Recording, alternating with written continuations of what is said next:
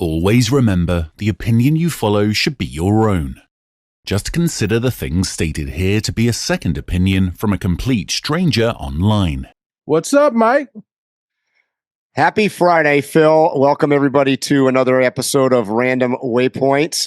And this time, Phil and I are on the same time zone because my understanding is up there in America, you guys all did your daylight savings, or maybe it's the other way around and changed by an hour. Those of us in the rest of the world don't do that silly stuff. So we are both now on what we're going to call Pacific American time. You know, every year they talk about changing to just standard time. Yeah. And every year it doesn't happen. And I don't understand the reason. I don't get it. I don't even think most people alive have any connection to the reason that they originally had it. You grew up in farming, so you probably know more about it than I do.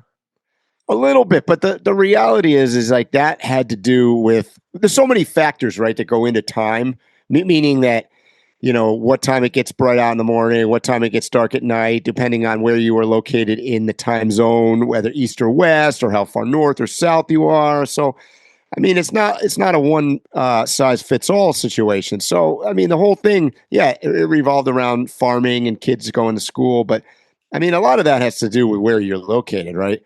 So I noticed that I think one of the provinces in Canada, I think, just decided not to do it.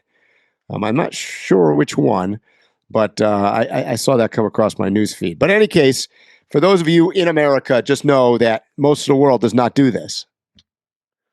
So apparently, Chicago Sky star Angel Reese just became the first professional athlete to walk the runway at Victoria's Secret's fashion show. And she wasn't alone. Olympic gymnast Sunny Lee was out there too.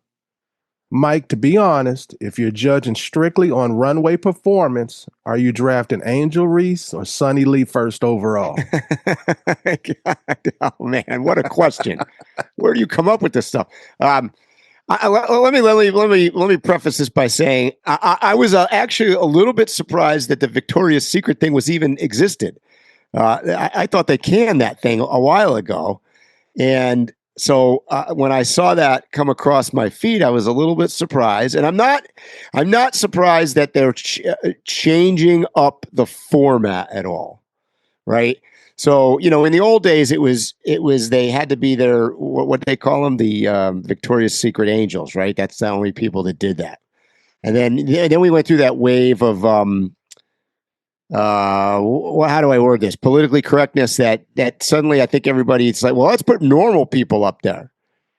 And that was the beginning of the end. But now at least the two of them, I mean, I wouldn't call them normal at all, both good looking and you know, very talented athletes. So different scenario. I didn't answer your question. So do you think this rebrand actually helps the company or does it change the brand too much? Well, I thought Victoria's Secret was on the verge of bankruptcy, or maybe they did go bankrupt and they were trying to reorg and were bought out. I'm not sure what the story is, but I don't know if they went bankrupt, but I know they weren't doing very well. They literally almost were canceled because of what you were talking about right. They only had beautiful models. Right. I mean, I don't know about you, but I mean, if I'm going to see people in their underwear, whether they're guys or girls, I think I'd rather see good-looking ones. I agree, just saying. Let's start out our controversy here on the show already, but just being honest. So let's rotate back to the first question. Who's your first draft pick? Oh, I don't know. I'm going to go with a tie. I'm getting out of this. Phil, why don't you tell me what you think? I'm the married one. I'm the one supposed to be trying to get out of it. Well, what do you think? I'm going with Angel Reese all day, and every why? day. One, she's the better looking one. Okay. That's about it. Well, I mean, at least Phil's honest. There's nothing appealing about her. I don't actually like Angel Reese. So, but if we're going, but for this game, I'm picking Angel Reese. She's the better looking specimen. Okay. So, Mike, that's fair. If more athletes or famous people joined the show, which ones would you want to see walk the runway? I don't know. I don't. I'm going to take the politically correct viewpoint Mike, here. I think they should. Mike, I'm you'll just say telling you. I stuff think politically that will get you canceled, but when I know. we start talking about girls, you start backing up, bro. I don't. I'm not a big fan of the Victoria's Secret thing. I think it's a little silly, to be honest. And by the way, we're on the same page. No different than say fashion shows or all that runway modeling crap where they come down wearing like what looks to be like tin cans and duct tape that was thrown away. That just like that's not for normal people. So I don't.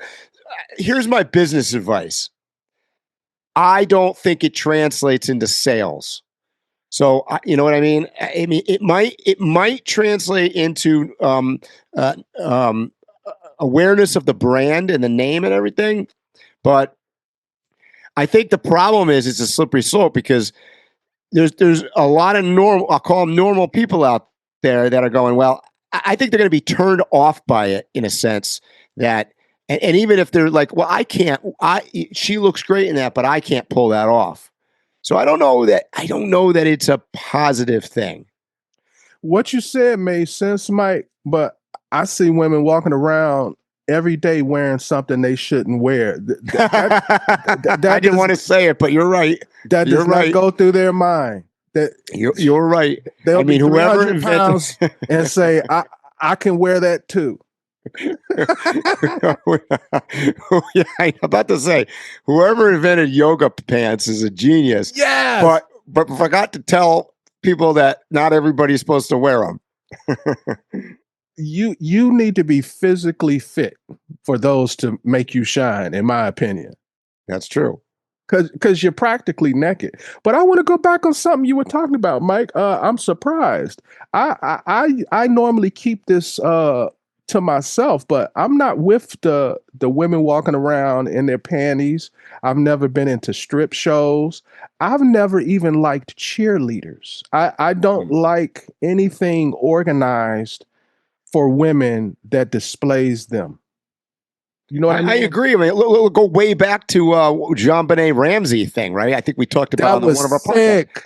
Exactly. It's just weird. And then grooming them to start when they're like, I don't know, 8 years old or something, with all the makeup and the fake eyelashes and stuff. It's not a positive thing. So I'm not meaning to bow out of the suggest. I mean, hell, if you want to stick to sports, there's plenty of candidates to put in there, but or movies or musicians, or I mean, I can go on and on. I just knew you were going to at least say Taylor Swift. I was about to say maybe Tay. So I tried to find a basketball player. Not very many of them are attractive. So it's just the truth. Okay, we're in trouble here already today. It's the truth. Okay. Yeah. And guess what? They'll put a mic in front of them and they'll say, those two ugly dudes. So yeah, exactly. That's right. You know, I'm not above reproach. So for an athlete basketball player, I have a Skylar Diggins. Uh-huh. Then I think the most attractive athletes, female, are track athletes. Yeah, I was gonna say track and field. There's some tennis. Oh, and golfers. How about some golfers? But I don't know the names of any. I don't either. I'd have to Google it. And I tried to come up with some actresses, and I must be getting old, Mike. I don't know the names of any young actresses. The only one I know her name of I don't like is the one who played Snow White. Oh, that's what I know. Yeah. And I can't remember her name right now. So the only actress I could think of is like an old lady. So I got Lucy Liu. I got Taylor Swift because of you. How about Michelle Wee? She's a golfer. Okay. She's kind of cute. But I'm talking about somebody I want to pay and get a ticket and sit down and watch them walk down the runway. Oh, I'm not buying a ticket. No, you and we're just going to go for a beer and and skip So it. so I'm gonna just go to my number one. I had Lolo Jones as my track person. Oh yeah, Lolo Jones. Yeah, okay. And then I've got a boxer. You're gonna trip on this one. I got Clarissa Shields. Now everybody listening is probably going to Clarissa Shields. Uh, a lot of people wouldn't say she's the most attractive girl in the world, but I just want out of curiosity see what a big old boxing woman look like, half naked. Yeah, for science. Because when you tune into Random Waypoints, we bring you science. Absolutely. Every week. That's going to be our new ad, I think. Yeah, we're going to start running that. Mike, I know you've seen the video of the McDonald's CEO taste testing the new Big Arch Burger and getting roasted online for taking this itsy bitsy teeny weeny tiny awkward bite while describing it like a corporate product. Then the competitors piled on. The Burger King president, Wendy's US president, and even A&W jumped in with their own videos and parodies. Suddenly, every burger brand executive had to show up online, or it looked like they weren't in the game. Mike, has social media basically become part of the CEO job description now? Absolutely. I mean, there's a merging between CEO and content creator, right? And I think, particularly at an executive level at this point, you have to have a very high awareness of showmanship and content creation and how it relates to what your mainstream population is following. Because we've talked about this many times. Most of what we get news-wise is from social media. It's whether it's on TikTok or Instagram or whatnot. So, you know, we joked about this a couple podcasts ago. You know, in the political realm, it's the same thing for politicians. You know, being executives in the political arena. And then I think I brought up at the time, you know, remember when Elizabeth Warren took a beer out of her refrigerator and popped it open? She just looked like a total idiot because that's not her skill set. But I do believe that we are morphing into a society, right, wrong, or indifferent, that it is a skill set that is going to be needed for at an executive level, which, by the way, is, in my opinion, would be you know, the president of the United States or the senators or the congressmen. You know, I mean, that's reality. I agree, Mike. Moving forward, I think that's going to be a primary job more than anything else. All of the other things that we normally connect up to as being a attribute for a CEO, I think that's going to be distributed to the minions that work under him, and that the CEO is going to be more of an actor or a front man more and more as time goes by. We have a generation, and it looks like we're going to have generations. It's more important to them that the CEO comes off as looking human, appears human to them. We've talked about this in other podcasts where we've talked about CEOs being murdered and how things are changing about how people feel about corporate America, about the 1% and things like that. And so the environment is even more so that you need to come off human. And as we saw with the McDonald's CEO, that seems to be hard for a lot of them, is to come off human.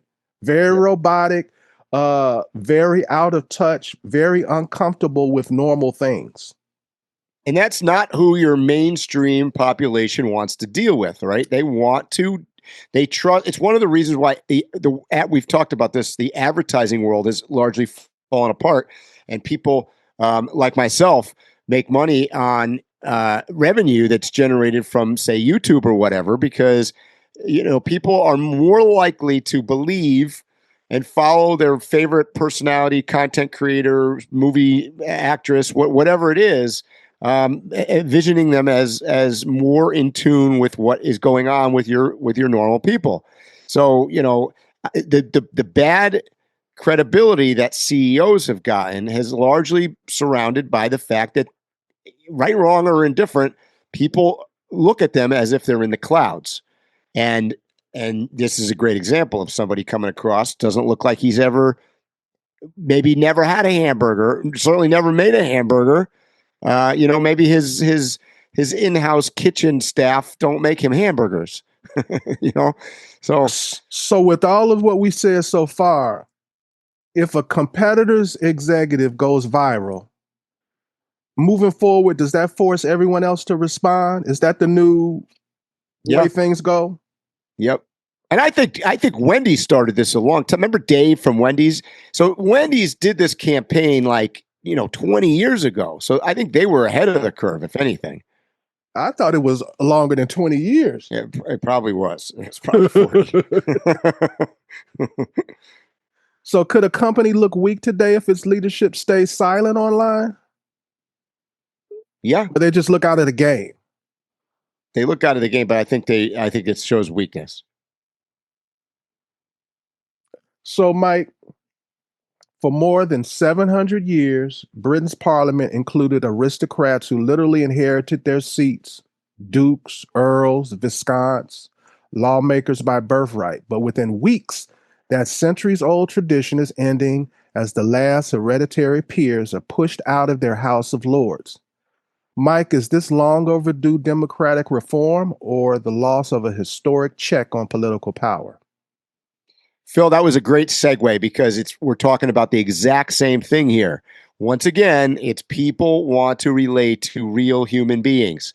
So, the fact that you came from aristocracy and you have lots of money is not relatable. And like I said earlier, they're politicians, right? So those days are over.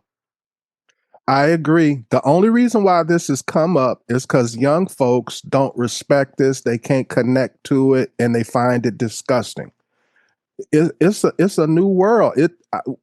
Everything I've been talking about for, I'd say, at least 6 months is surrounded around this. The 1% or even the appearance of being headed toward the 1%. People have disdain for it. People have disdain for wealth. They have disdain for success. It's crazy. I agree. So you probably saw the controversy around CNN this week. During coverage of ISIS-inspired bombing attempt outside New York Mayor Zohran Mamdani's residence, Abby Phillips mistakenly said the attack was against the mayor when investigators say the suspect actually targeted anti-Muslim protesters nearby. She later apologized, but it raises a bigger issue about how quickly narratives form around breaking news. Mike, how big of a problem is it when the first version of a story gets the facts wrong? Well, unfortunately, that is going to be what's going to be the occurrence going forward. You and I talked about this during that Nancy Guthrie thing. I mean, most people are acquiring their news from non-major news organizations, right? So whether it's on social media, whether it's through podcasts, whether it's, who knows how they're getting it. Oftentimes it's misreported and corrected, but I think we're becoming, how do I say this? We're becoming used to it. And I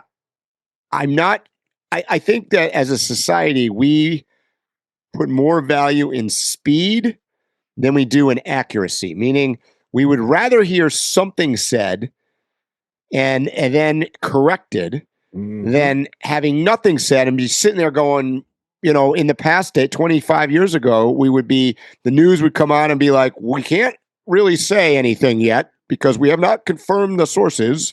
No, we're a kind of society. We want to hear what you think happened, and based on what information that you do have. So I think I think going forward that there's going to be more of that. Yeah. When I watch the immediate coverage of some of these shootings that go on, they'll always have all of these reporters standing around and they basically say, the police haven't told us anything. The witnesses haven't told us anything. We don't know anything, but we think. Yeah, exactly. And just waste like hours of coverage on something. Yep. But if you don't do it, they'll switch to the next channel. Exactly. And my argument at this point, the next channel is not a channel. So, I think if they don't say something that, the guy on the street with his iPhone is going to be the hero. So I didn't want to lead you in any way. From your response, you think that this was just a mistake on CNN's behalf, or No. I don't know about that. I mean, I don't trust CNN at all. So no, I think I think that sounds like, look, a potential terrorist attack on a mayor of the largest city in the world, basically, is way more exciting than I'm going to go after a couple protests that are, stomping around protesting who knows what. You know what I mean? So I think for the sake of coverage and for the maximum impact of the story, no, I think they said mayor. I think they did it for even deeper political reasons. He's a Democrat and he's Muslim. They were protecting him by saying that this bomb was, for him, when in fact it was for the opposite reasons. Yep. And they didn't want to expose that. There was a time I used to believe that, oh yeah, they put that on the teleprompter, the person just read it, and it's a mistake. That's not true anymore. Every one of these news channels has a narrative now, and they stick to it. And they always slickly say things like this. What has happened is, since Trump has been in office, he sues them and forces them to tell the truth. That's the only difference. They were probably doing this even more the year prior to Trump being in office than now. I ain't never seen so many apologies as I've seen this year. And the other thing is, with I think it's Paramount. Paramount just bought CNN and all of the other stuff that's connected to them. So, and it's owned. From my understanding, it's predominantly owned by people who are Republicans. So they're not having that. They made her go and tell the truth. Yep. I foresee CNN becoming Fox 2. They have to in the next 6 months.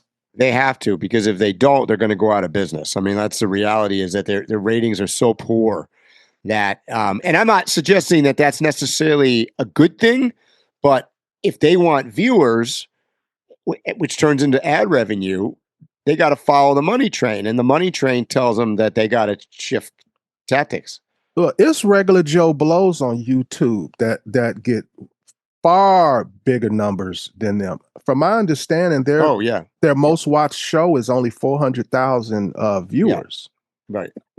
I think Fox News has 6 shows that beat their number 1 show. Late night shows. Yeah. Which typically don't have good ratings, and they still outdid them. That's crazy. It's crazy. So here's an interesting development. A rapidly growing drone company competing for Pentagon contracts is partly owned by the president's 2 oldest sons. The company says politics has nothing to do with it, but critics argue federal contract decisions could now enrich the president's family directly. Mike, when the commander-in-chief's family is invested in companies bidding for defense contracts, is that just capitalism or a real conflict of interest? Well, I mean, it's both. It's capitalism and a conflict of interest. But Phil, I wish you and I started a drone company. We really should be doing this, because, I mean, that's where the money is, and they're not stupid. So what can I tell you? The future of the world, unfortunately, is drones. So I'm right down the middle of this, Mike. I'm hedging the fence on this. I believe in capitalism. I believe that one of the weaknesses of our political structure is we are so stringent on the idea of the people in positions profiting. So on one hand, I feel like if you're the president, you should profit, right? But on the flip side, there needs to be some boundaries. And one is, it can't have nothing to do with jail or war. Because those are things that you directly can control. And we know how those things go. We're constantly building prisons for no reason, and we're constantly going to war for no reason. And when you read history, a lot of the times we went to war, it was because we needed to blow up some ships so we could build some new ones. And if the president's sons are going to profit off of drones, I'm not saying he's going to do it, but it's a pretty good chance we're going to go drone crazy for the next 2 years in wars. We're doing it right now. Right. So it's beyond a conflict of interest to me. It's a national security issue. You should not have anything to do with warfare or prison. That's I mean, I don't disagree with you, Phil, but I mean, unfortunately, we've got every single senator, congressman, probably the Supreme Court, the presidency, they're all insider trading. I mean, it's so common. And where do you draw the line on the family? That's the problem. You know what I mean? Like, where do you? I don't know. Here's some inside news that I've got. I don't know how accurate it is, but it sounds accurate to me. You have some drone companies that are just giving up because moving forward, it's no way they can compete. Either you're juicy enough, you have some kind of technology or patent that you can sell to them brothers, or you're out. Because that's what's happening right now. They're buying up all of the American companies, and they're only buying the ones where they can get patents. So I think it's disgusting, Mike. One of many things going on right now. So after nearly 50 years without building a brand new refinery in the United States, President Donald Trump just announced a $300 billion project in Brownsville, Texas, that will process American shale oil and export it refined fuels worldwide. Supporters say it's a massive step toward energy dominance, and job critics say it's a big bet in a changing energy world. Mike, is building a new refinery in 2026 a strategic move, or are we arriving late to the party? Well, we're a little late to the party. I mean, we should have a bunch of them underway, to be honest with you. We have one of the largest oil reserves in the world, but we're not processing, right? And America could be 100% energy independent, absolutely, without a doubt, easily. But it has to produce it here. And as you know, that gets railroaded by environmentalists and other issues. But I think we're late to the party. It's the same thing. We're late. We're to the party with nuclear energy as well, and there's some movement on that now as well, because people are figuring out, look, energy is probably the most important thing that there is. I think this is more strategy towards making ourselves our national security stronger, being able to process the oil that we have. I mentioned it last week that a majority of the oil we buy is dark oil, and that's what the refineries that we have do. And this particular one is weird. We talk about stuff, and the next week, the refinery came out, and this one's going to be taking care of the light oil, which is what we've got under our ground. Yep. And so, in my opinion, this is to strategically put us in a situation where we don't have to depend on other people's oil for periods of time if we have to during a war. That's really what it's about. Absolutely, as we should be doing. Secondarily, which I feel like should be first, is this is going to change the economy drastically, not just for Texas. The cost of building the refinery, the infrastructure that's going to be built around it, the economy that's going to be created around it. Anybody that's 50 or younger and they're still trying to do it, I would tell them move to Texas, because Texas is going to be booming. And not just, this is going to be like a domino effect in the economy. It's not going to just be you have to work in oil. If I was going to open up a chicken wing shop, I'm trying to open up chicken wing shops in Brownsville, because these guys are going to be. Yeah. You definitely don't want to open it in San Francisco. I mean, let's be real. You go where the future's at. So for decades, if you wanted to move oil through the Strait of Hormuz, the insurance usually came from Lloyd's of London. But now the Trump administration is stepping in with the United States government-backed insurance program and even offering military protection for tankers that apply. Mike, when the United States government starts insuring and protecting global oil shipments, are we basically turning the U.S. Navy into the security force for the world's energy trade? Am I allowed to talk about Iran? Yeah, this is Iran now. Okay. So let me start by saying a lot of things that we said last week, or that in particular I said, have borne out to be challenging 1 week later in the conversation. And let's take the Strait of Hormuz, which you brought up. We're talking about becoming, as you said, Phil, a security force to guide vessels through to make them safe. I'm going to give you what I think based on the news that I'm watching now. Yes, they've said we're going to do that. I don't think that's going to happen. And the reason I don't think it's going to happen is because we fucked up. We've lost control of the Strait of Hormuz. Let's just be clear. They are starting to put minefields in it. They bombed in the last couple days.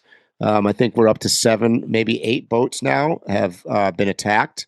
People have been killed and have abandoned ships. There's ships floating around right now out there they're just floating, no control. So it's become a very big disaster. There's little to no traffic going out of there. And according to Iran's new supreme leader, who was put into place since we last spoke on the last podcast, he's claiming that they're going to keep the Strait of Hormuz closed indefinitely until the Americans and the Israelis stop the war. So here's our problem. We announced from day one it was going to be quick, that we were going to, by Tuesday night, I recall them saying, this is last week, by Tuesday night, the amount of Iranian, assault mechanisms will be reduced to virtually nothing, and will be free and clear, and we're going to have control of their sky. Well, we might have control of their sky, but we cannot get. And by the way, we've destroyed a lot of their navy, but we cannot seem to find all of the hidden launching sites and the missiles and the drones and the little dinghies that they're setting out to drop mines into the Strait of Hormuz. So here's the problem. It's almost turned into what I would describe as what kind of happened in Iraq, where you've got a subversive rebel groups hidden beneath the surface. They're not so obvious, but look, they're doing coordinated attacks against Israel from Iran and Hezbollah in Lebanon at the same time, launching them at the same time, cluster bombs. So have we succeeded 2 weeks on? No, we got a mess. And right now, the oil price had just gone above $100 a barrel again. It was way up. We cannot sustain this for very long. So now the Trump administration is in a scenario where, we might have to surrender before they surrender. And I know we're not going to say we're going to surrender, but we're going to make up some excuse why we have to stop, fighting and come to a peace deal, because we're losing. The reality is that we are losing the war of the economy. Worldwide economy, not just American economy. The thing that stands out to me is what you mentioned about we're still looking for missile sites and uranium stockpiles and things like that. My biggest fear goes even beyond that. There's always at least one segment on every news show where they're like, it seems like this is not bothering Iran. It seems as though they're willing to wait this out. It seems as though they have something up their sleeve. And one of those things that could be up their sleeve is, we've been building a bomb somewhere that you haven't figured out, and we're confident you don't know. And I think Iran is going to do something really major, like in the next 2 weeks, like completely blow up Iran. I'm sorry, Israel or something like that, or completely destroy a destroyer, American destroyer. I don't think that we have them as hampered as we think we do. I think they have something up their sleeve. And like we spoke about before when we were talking about the war last week, we always look at big military versus big military. That's the easy win. The hard ones are when you're fighting countries that aren't your equal, because they fight in a different manner that your big guns and your technology doesn't work on. So I think we're in a dangerous situation all around. Our troops, our allies in the area, the oil in the area. I think it's all teetering, and we're in a dangerous situation all around. Plus, there's been FBI reports that Iran is possibly setting up attacks here on American ground, California being a major target. So it looks like it's going to get way more uglier than it's going to get better anytime soon, by far. It's already uglier. The reality is they don't necessarily even, I don't disagree with you. We might not know something that they're hiding that's big, but in reality, they don't even have to do anything big, Phil. We obviously don't know where all their drone factories are. We obviously don't know where they've got some of their drones and their missiles stashed.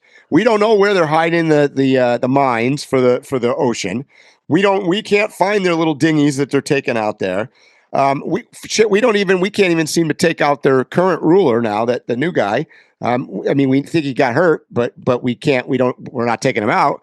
So let's look at the success rate of this. No regime change, right? No regime change. They nominate the freaking guy's son. Our allies in the region, whether it's Qatar or Saudi Arabia, none of them are willing to get involved. You know why? Because if they get involved, they're going to lose, and they know it. Because I don't think Iran is bluffing when they say they're just going to launch strikes on their desalinization plants. If suddenly Saudi Arabia or Dubai don't have any water, major catastrophe. So they're afraid to get involved, not because they don't like Iran. They don't like Iran, and not because they don't want to help us, because they're afraid. They're looking at America going, "Oh, I don't think they got this thing under control." We said we were going to get back the Strait of Hormuz and get the oil back on track and being shipped. Not happening. It hasn't happened. We didn't want anybody else getting involved. Hezbollah in Lebanon has now gotten involved and seems to be being successful at launching these cluster bombs. So, all of our objectives, and then our simple statement that we're going to have air superiority, which may be the only thing that we actually have, because we could fly in there and bomb them. But the problem is, we have to know what to bomb, and it's become very clear to me that we have been bombing the living shit out of them for 2 weeks, yet they are still launching missiles and drones at us and targets all over the place. So clearly we have not taken them out, and we don't know where they are. And that's a big problem.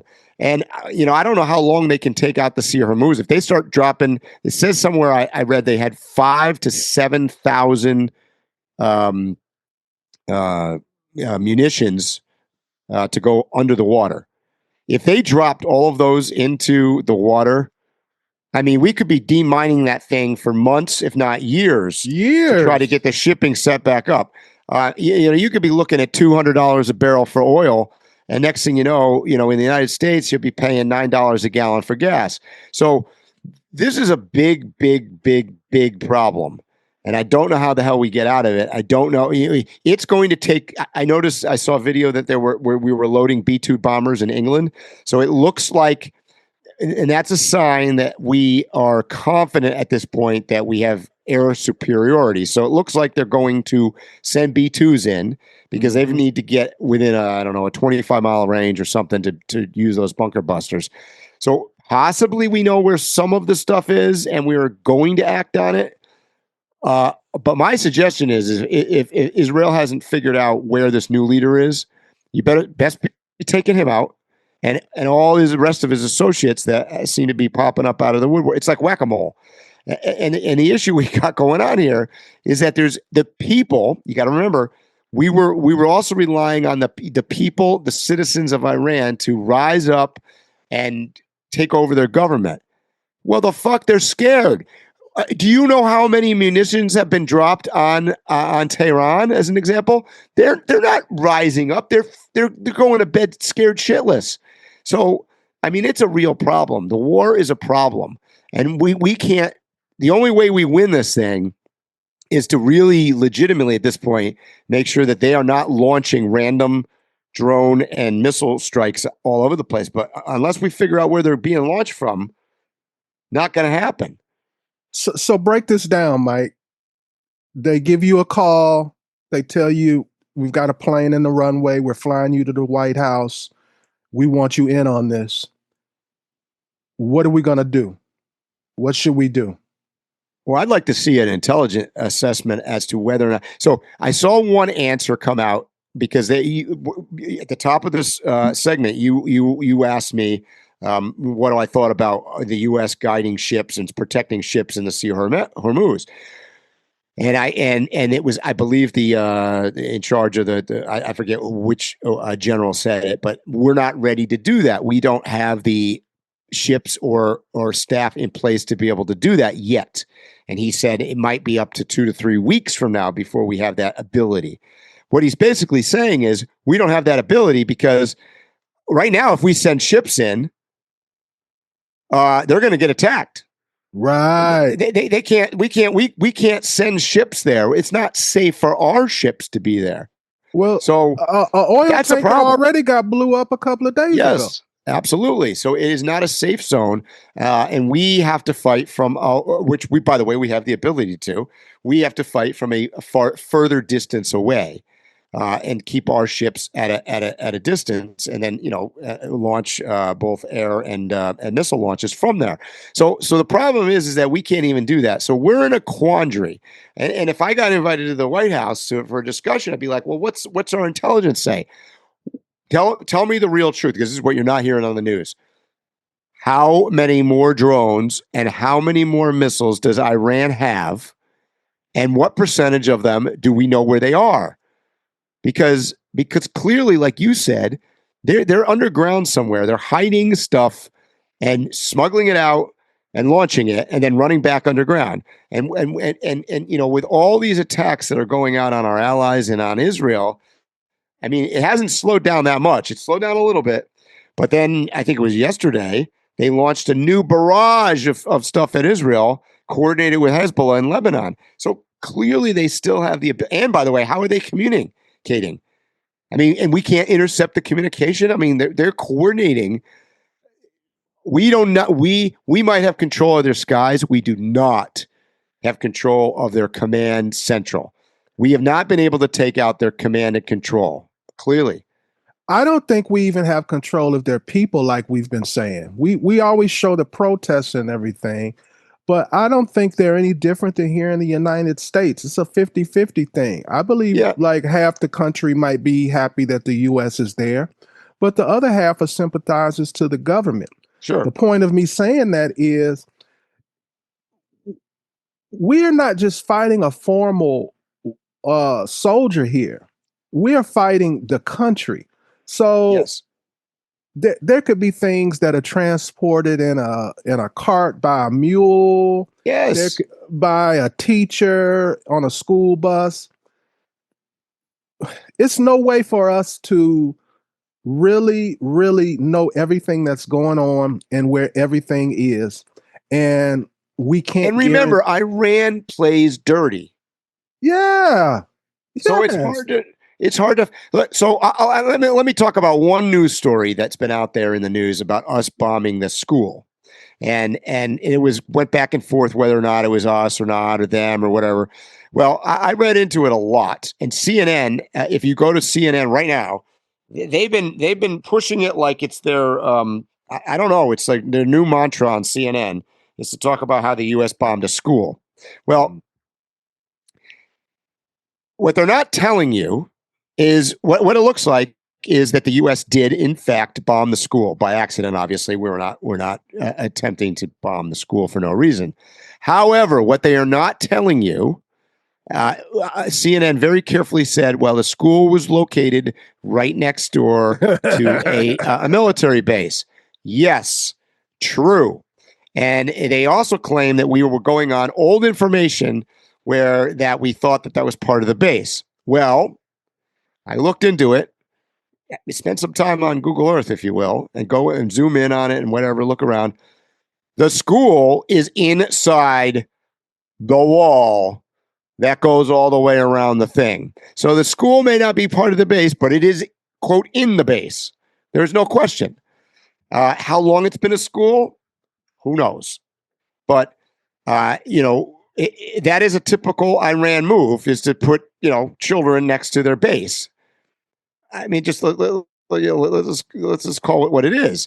So what you're not hearing in the news is that, well, although, yes, it was a school, and although, yes, it's not, quote, part of the base, it's in the base. I don't know how else you define it. You walk around the block there, and you are going to be outside of a very tall 12-foot wall, and the school is on the other side of the wall, as is the base.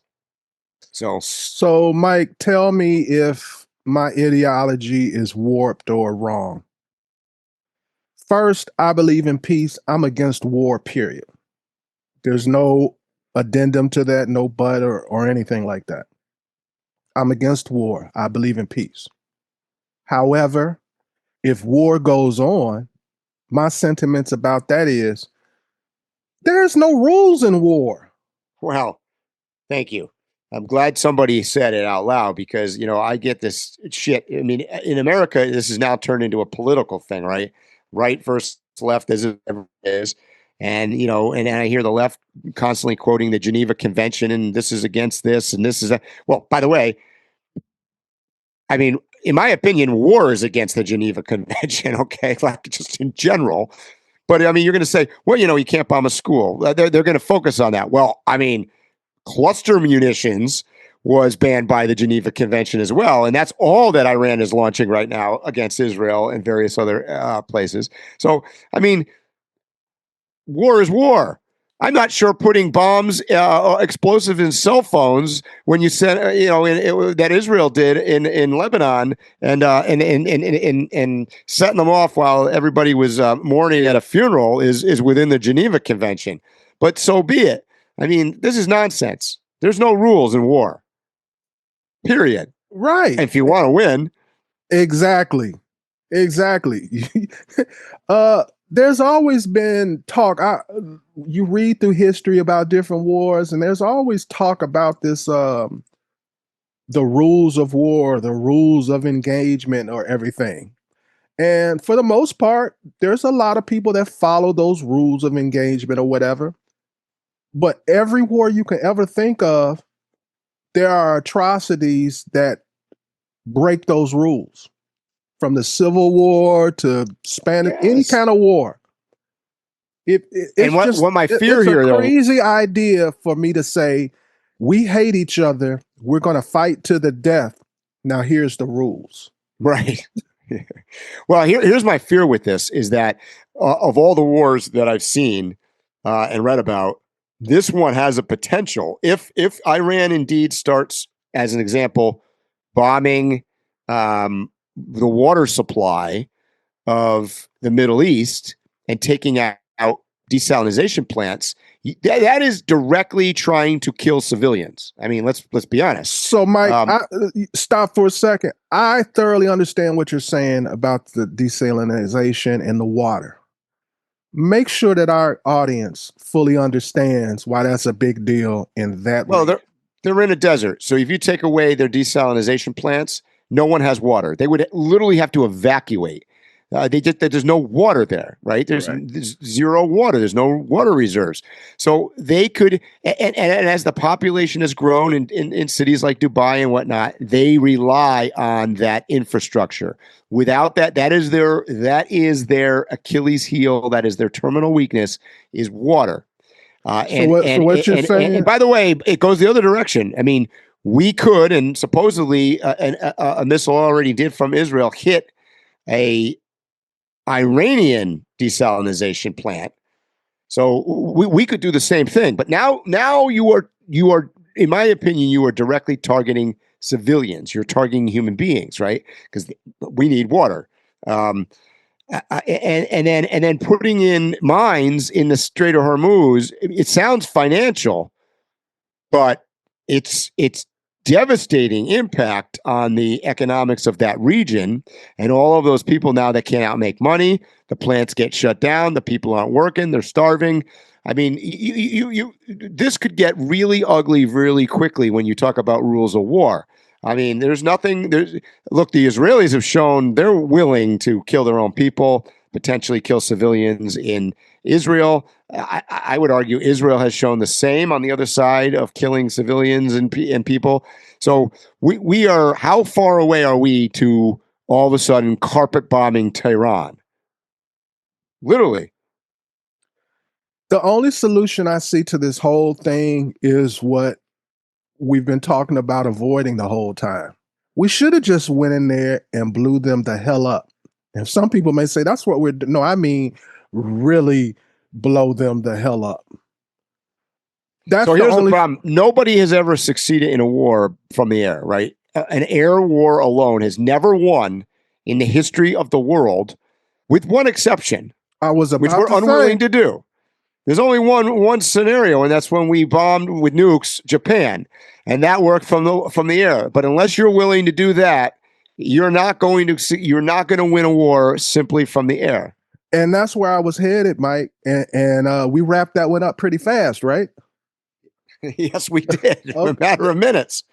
Like I said, I'm not for war, but we're talking about war, and I have to talk about it in a logical manner. And it's just, we are not fighting this war correctly. We are fighting an enemy that's not going to surrender. They're not going to surrender. They've made this clear. They wouldn't have nominated the son of the ruler if they were going to. I mean, think about it this way. Let's put this in perspective for a second. The new supreme leader, both of his parents, his sister-in-law, and I think one of his brothers was killed in our strike. Do you think there's any chance on planet Earth that this guy is surrendering, knowing that there's 13 virgins waiting for him in heaven if he gets killed anyways? No chance that Iran is backing down. None. And that's you just said the quiet thing out loud, Mike.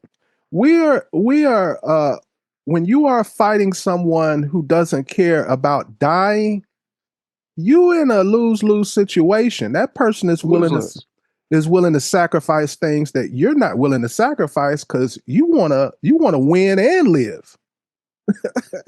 So I want to be clear. We came on the podcast last week, and I was cautiously optimistic that the U.S. was succeeding at a high level because we were taking out.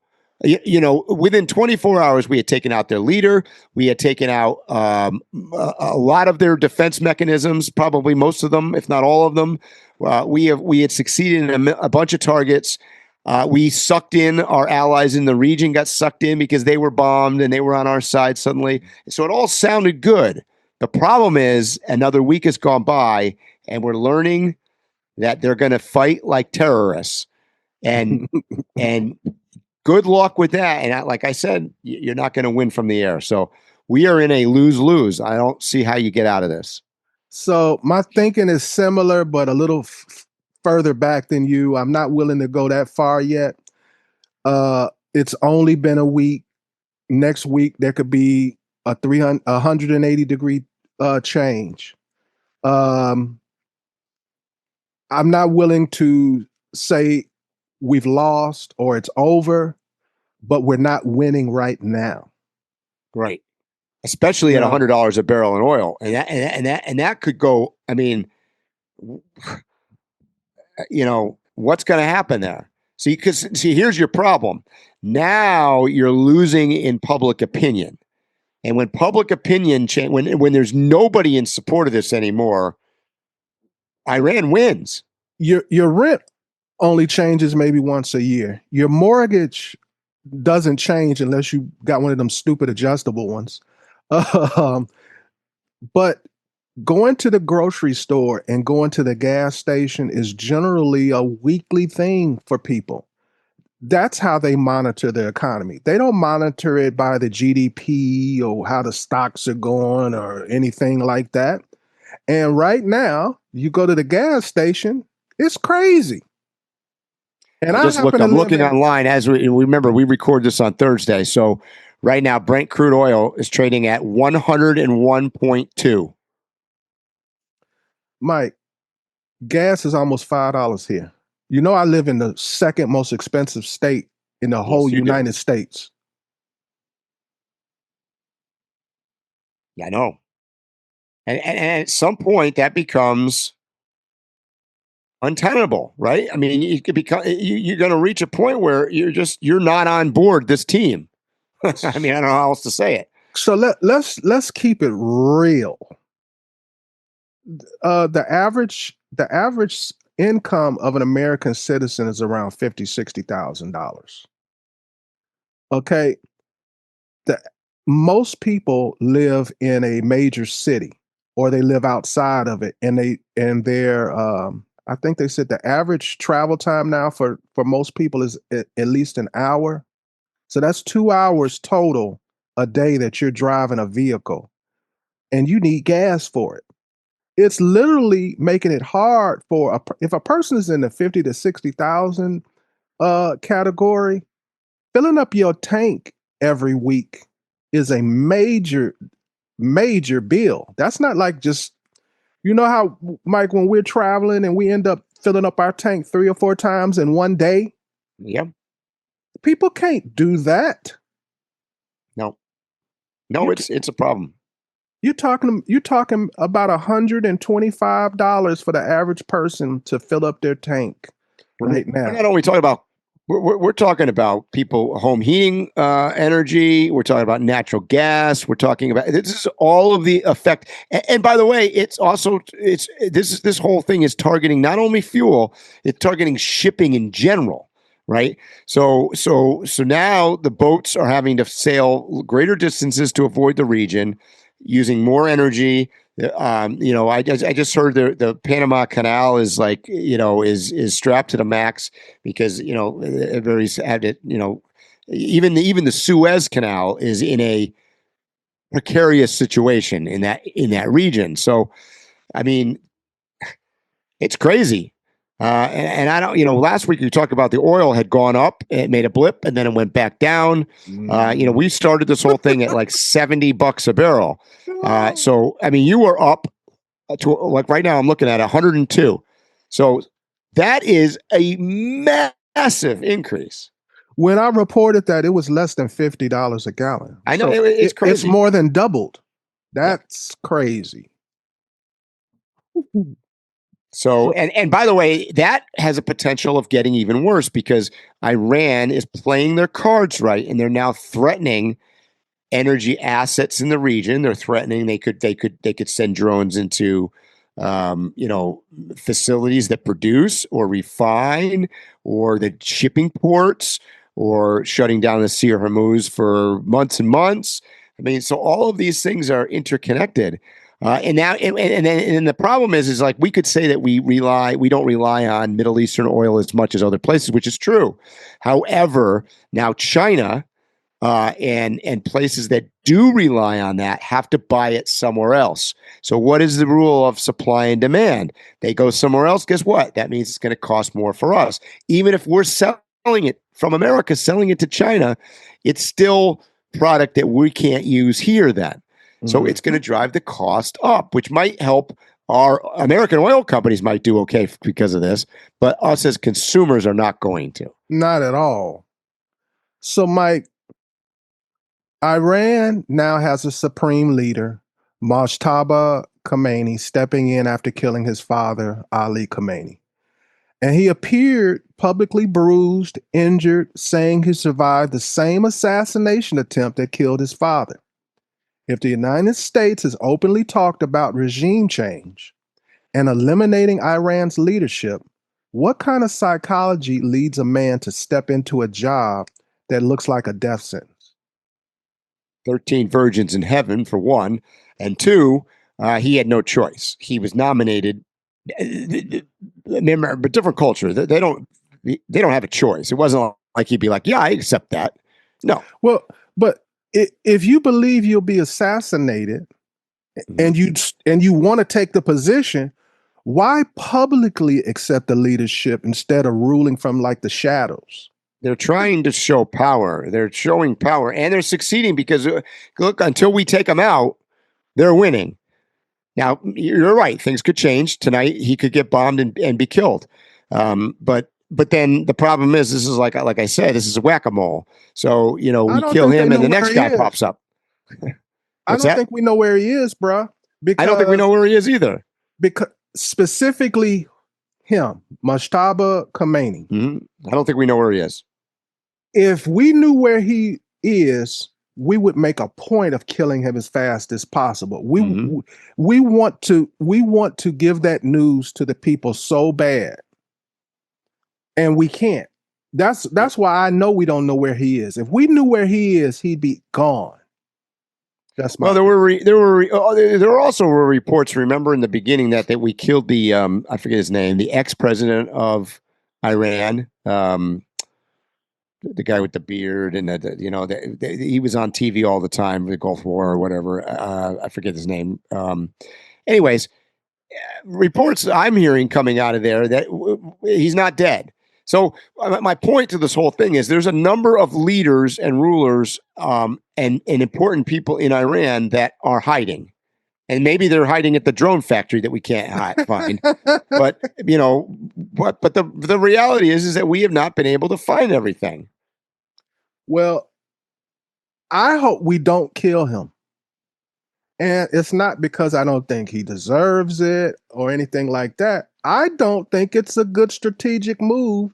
And maybe that's why they haven't killed him. Maybe they do know where he is.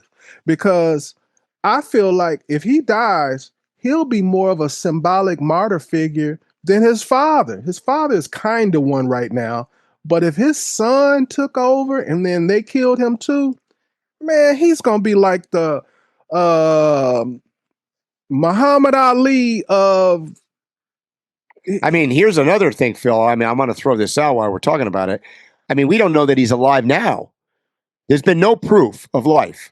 It was a written statement that was read by a news people on TV.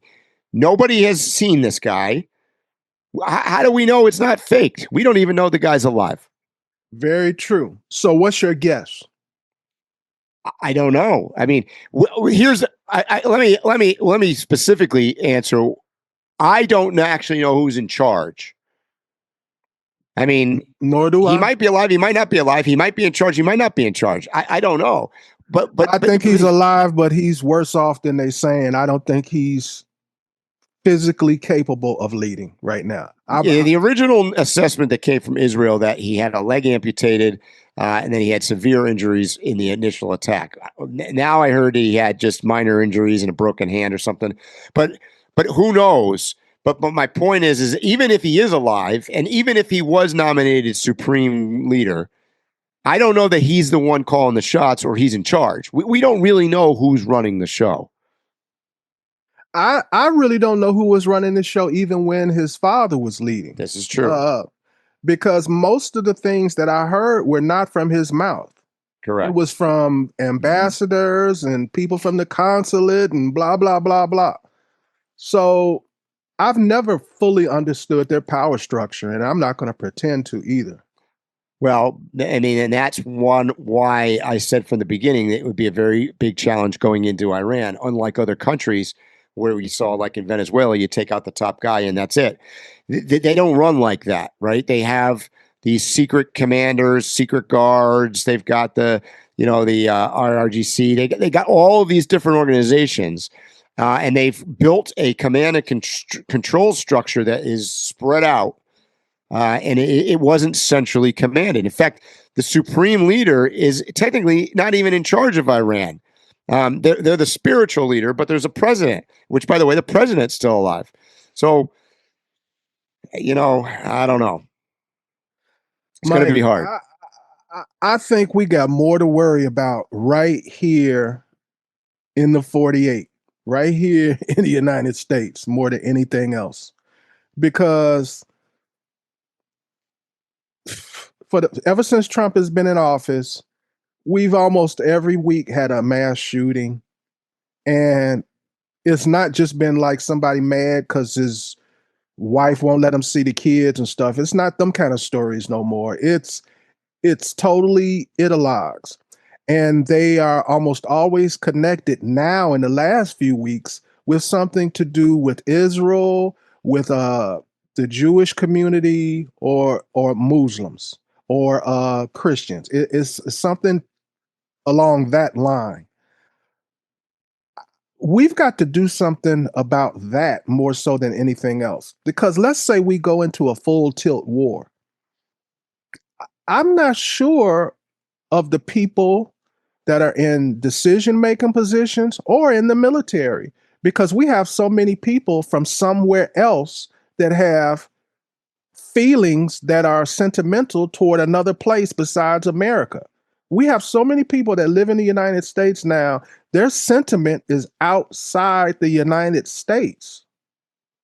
Well, we're doing something about it. We're making it worse all the time. I mean, the problem is that, let's use this war as an example. It creates animosity. We could be successful in winning the war and doing what we are setting out and accomplishing our goals. The problem is that it creates animosity, both foreign and domestic. And so we are actively making it worse. Like what you described is basically a holy war. You've got Jewish, you've got Muslim, you've got Christians. They're starting to not like each other. You're starting to form these groups. Not that they ever liked each other, but it's getting worse. And the reality is that all of these actions that we're doing, this whole right versus left and conservative versus liberal, and and just nonstop bickering, bitching, and moaning is making everybody hate everybody. And I don't know what the solution is, but these wars that are popping up,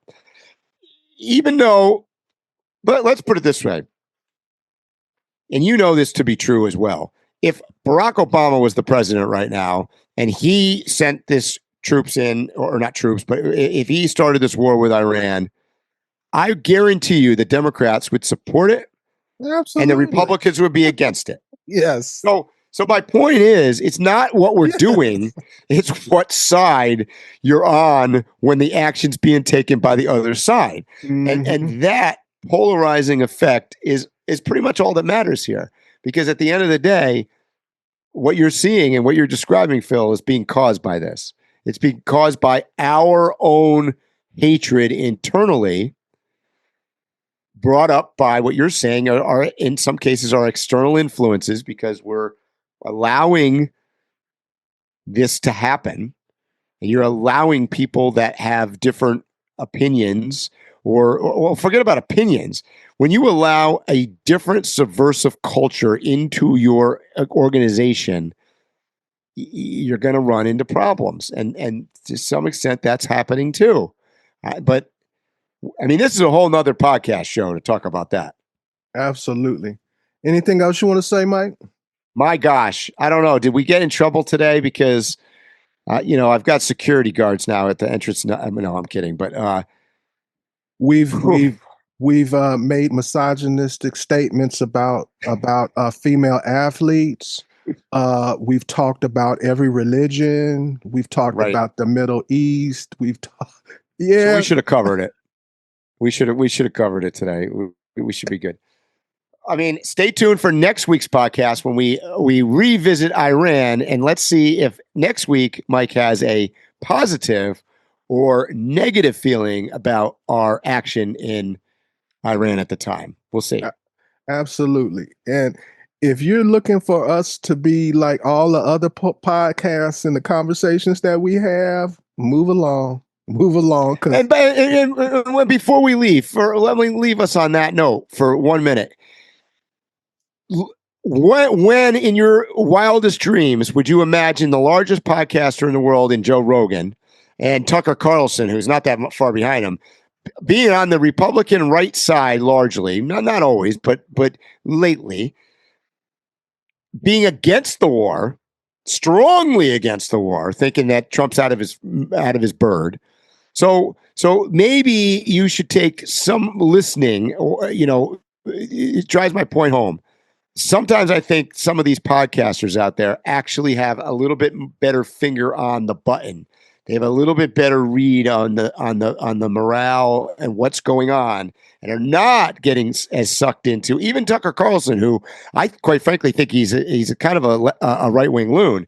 Even he has shown that maybe we need to look at everything when we look at things and not just take the stereotypical side of whether I'm on the right or whether I'm on the left. So I'll leave you with that. Maybe some of these podcasters have some ideas. And they're proving that they truly are the influencers that people claimed them to be during the election. Yes. Because with their shift in tone, everybody's had a shift in tone. There are people who thought and felt certain things, but until Tucker Carlson said it, they were quiet about it. They needed somebody to say it first. And that sends us right back to the beginning of today's episode, where we were talking about CEOs and politicians and whatnot having a pulse on content creation and relating to your average citizen. And there you go. There's your full circle on today's podcast. All right, guys, you know what I'm going to say. Stay safe, tread lightly, and hopefully we'll see you here or on a trail soon. You have been listening to Waypoint Overland's Random Waypoints. Like, subscribe, and stay tuned for more.